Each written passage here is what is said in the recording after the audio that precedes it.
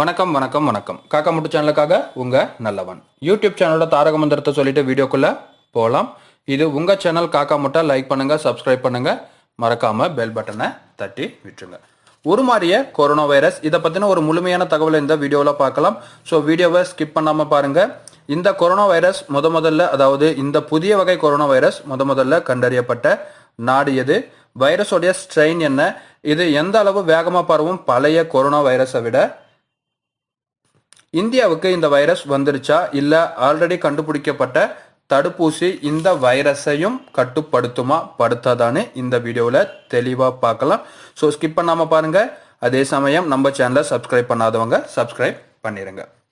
Corona virus mutant ஆயிருக்குன்னு சொல்றாங்க. அதாவது உருமாற்றம் அடைஞ்சிருச்சு, புதிய வைரஸா அவதாரமும் எடுத்துருச்சு. எப்படின்னா நம்ம தமிழ் படத்துல வர இச்சாதாரி பாம்பு மாதிரி இந்த இச்சாதாரி பாம்பு என்ன பண்ணோம்னா எதிரியை பழிவாங்க தவம் இருந்து உருவம் மாறும். எதிரியோட அண்ணனா, அப்பாவா, ஃப்ரெண்டா, லவ்வரா மாறி மாறி வந்து பழிவாங்கும். அந்த மாதிரி கொரோனா வைரஸ் அதோட மரபியல் தன்மையும் அதனுடைய புரத அமைப்பையும் அதனுடைய உருவத்தையும் அது மாற்றம் செஞ்சிருக்கு. சிவாஜி தி பாஸ்ல சொல்ற மாதிரி சும்மா இருந்தவனை சொரிஞ்சு சூப்பர் ஸ்டார் ஆக்கி விட்ட கணக்கா கொரோனா வைரஸ் பயம் போயிருச்சுலடா, அதோ வரம் பாருடா புதுசா அவதாரம் எடுத்துக்கிட்டுன்னு கொரோனா வைரஸ் மியூட்டண்டா இருக்கு. சும்மா இருக்கும் போதே காட்டுன நம்ம கொரோனா வைரஸ் அப்கிரேடட் வெர்ஷனா வேற மாறி இருக்கு. ஸோ சும்மா விடுமா? இந்த புதிய வகை கொரோனா வைரஸ் பழைய கொரோனா வைரஸை விட 70% வேகமா பரவக்கூடிய பரவல் தன்மையை கொண்டிருக்கு. பழைய கொரோனா வைரஸை கம்பேர் பண்ணும்போது இது மனிதனுக்குள்ள இன்னும் வேகமா உள்ள போகக்கூடிய செயல்திறனையும் பெற்றிருக்கு. இதோட இரட்டிப்பு தன்மை எப்படி இருக்கும்னா 4 மடங்கா அதிகரிச்சிருக்கு.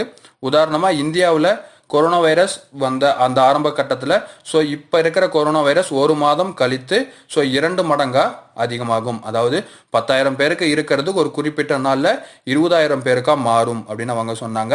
பட் இந்த புதிய கொரோனா வைரஸ் இந்தியாவுக்கோ இல்லை அதனுடைய இரட்டிப்பு தன்மை எப்படி இருக்கும் அப்படின்னா 4 மடங்கா உயர்ந்திருக்கு. அதாவது 10,000 பேர்லேருந்து 20,000 பேருக்கு வரத்துக்கு 1 வாரம் ஆகுது அப்படின்னா இந்த புதிய கொரோனா வைரஸ் பரவுதுன்னா 10,000 பேர்லேருந்து 40,000 பேருக்கு அது சீக்கிரம் பரவிடும். 20,000 பேருக்கு வர வேண்டிய நேரத்தில் 40,000 பேருக்கு இந்த கொரோனா வைரஸ் வந்துடும். இதனுடைய இரட்டிப்பாகும் தன்மை பழைய கொரோனா வைரஸை விட ரொம்ப வேகமாகவும் இருக்கு. இதனுடைய ஸ்ட்ரெயின் அமைப்பு, அதாவது சயின்டிபிக்கலா இதனுடைய ஸ்ட்ரெயின் அமைப்பை அவங்க எப்படி சொல்றாங்கன்னா H69/V17 அப்படின்னு சொல்றாங்க. இந்த புதிய கொரோனா வைரஸை பிரிட்டன்ல சமீபத்தில் கண்டுபிடிச்சிருக்காங்க. பிரிட்டன்ல ஆராய்ச்சி பண்ணும்போது அவங்க என்ன சொல்லியிருக்காங்கன்னா ஸோ அவங்க ஆராய்ச்சியில் கொஞ்சம் பின்னாடி போய் பார்த்துருக்காங்க இது எந்த காலகட்டத்திலேருந்து இந்த புதிய கொரோனா வைரஸ் உருமாற்றம் அடைஞ்சிருக்கு அப்படின்னா ஸோ செப்டம்பர் பாதியிலேயே இது உருமாற்றம் அடைஞ்சதா அவங்க ஆராய்ச்சியில் தெளிவுபடுத்தியிருக்காங்க. ஸோ எப்படின்னா செப்டம்பரில் தினசரி 4,000 பேருக்கு கொரோனா வைரஸ் பாதிப்பு இருந்திருக்கு. இன்னும் சொல்லப்போனால் பிரிட்டனில் கொரோனா வைரஸை ஒரு கட்டுக்குள்ளே கொண்டு வந்துட்டாங்க. அவங்க ஆல்ரெடி தடுப்பூசியும் போட்டுட்ருக்காங்க. ஸோ பைசர் தடுப்பூசி ஆல்ரெடி பிரிட்டனில் நிறைய பேருக்கு போட்டுட்டும் இருக்காங்க. ஸோ இந்த மாதிரி போயிட்டு இருக்கும்போது 4,000 பேருக்கு ஒரு நாளைக்குன்னு கொரோனா இருந்தது. ஸோ இப்போ டிசம்பர் 20 அன்னைக்கு கணக்கெடுப்பு படி பார்த்தீங்கன்னா பிரிட்டனில் ஒரு நாளைக்கு 36,000 பேருக்கு கொரோனா வைரஸ் பரவ தொடங்கியிருக்கு. அதனுடைய இறப்பு விகிதமும் அதிகமாக தொடங்கியிருக்கு. ஸோ 4,000 இருந்தது எப்படி சடனாக 36,000 பேருக்கு வந்ததுன்னா ஸோ இந்த புதிய கொரோனா வைரஸினுடைய தாக்கம் தான் அப்படிங்கிறதையும் அவங்க உறுதிப்படுத்தி மற்ற நாடுகளுக்கும் அதை தெரியப்படுத்தியிருக்காங்க. ஸோ போரிஸ் ஜான்சன் என்ன சொல்லியிருக்காரு அப்படின்னா ஸோ அதாவது பிரிட்டனுடைய அதிபர் என்ன சொல்லியிருக்காருன்னா இது நம்மளுடைய தலைநகர் லண்டன்லேயே நிறைய பரவி இருக்கு. அது மட்டும் இல்லாமல் நம்மளுடைய கிழக்கு மற்றும் தென்கிழக்கு பகுதிகளில் இந்த புதிய கொரோனா வைரஸ் அதிகமாக பரவி இருக்கணும் போரிஸ் ஜான்சன் சொல்லியிருக்காரு.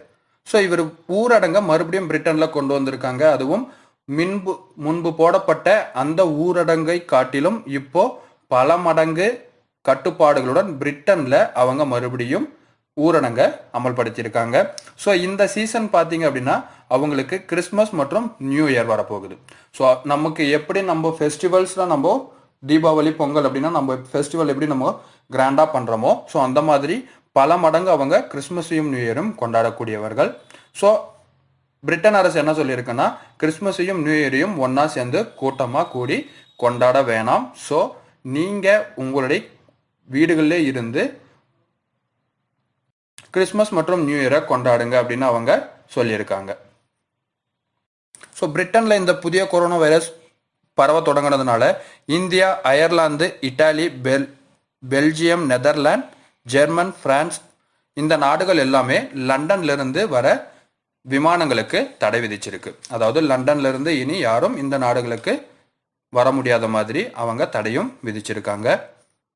ஸோ இப்போ தான் நம்ம தடை விதிச்சிருக்கோம். ஸோ பார்த்தீங்கன்னா செப்டம்பர் பாதியிலிருந்தே இந்த புதிய கொரோனா வைரஸ் பரவ ஆரம்பிச்சிருக்கு அப்படின்னா, ஸோ செப்டம்பர்லேருந்து கண்டிப்பாக இந்தியாவுக்குள்ள நிறைய பேர் வந்திருக்கலாம் அப்படிங்கிற ஒரு கணக்கெடுப்பு பார்க்கும்போது, ஸோ வாரத்துக்கு பிரிட்டன்லேருந்து, அதாவது ஒரு வாரம்னு சொல்கிறத விட ஒரு மாதத்துக்கு கிட்டத்தட்ட ஒரு 250 பேராவது பிரிட்டன்லேருந்து இந்தியாவுக்கு வந்துட்டு தான் இருந்திருக்காங்க. ஸோ இவங்களுக்கு ரீசண்டாக 15 நாளைக்கு முன்னாடி வந்தவங்களில் யார் யாருக்கு கொரோனா இருக்குது அப்படிங்கிறத மறுபடியும் ரீடெஸ்ட் எடுக்கிறதா இந்திய அரசாங்கம் சொல்லியிருக்கு. ஸோ டிசம்பர் 22ஆம் தேதி கணக்குப்படி பிரிட்டன்லேருந்து, அதாவது லண்டன்லேருந்து மும்பைக்கும், அதாவது இந்தியாவுக்கு வந்த விமானங்கள்லேருந்து 5 பேருக்கு கொரோனா இருக்கிறத உறுதி செஞ்சுருக்காங்க. இதில் பார்த்தீங்க அப்படின்னா தமிழ்நாட்டுக்கு ஒருத்தர் வந்திருக்காரு. அவருடைய இரத்த மாதிரிகளையும் சளி மாதிரிகளையும் அவங்க